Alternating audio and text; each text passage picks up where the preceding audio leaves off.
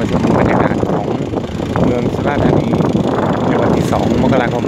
2562 นะฮะมีแจ้งเตือนเรื่องพายุที่กำลังจะเข้ามาในเขตพื้นที่ภาคใต้วันนี้นะฮะวันนี้ก็ยืนอยู่บนสะพานศรีสุราษฎร์นะครับมองไปด้านหน้าที่เห็นด้านหน้าเนี่ยก็จะเป็นปากน้ำตาปี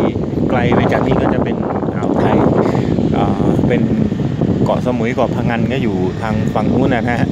ถ้าฝั่งขวามือนี่ก็เป็นอำเภอขันหอมเพราะว่า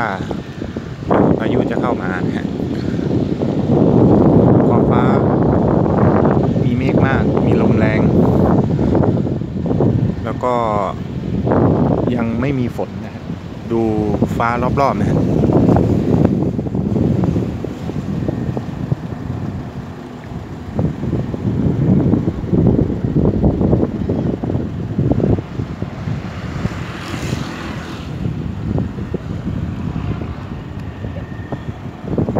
แรงนะฮะช่วงนี้แต่ว่า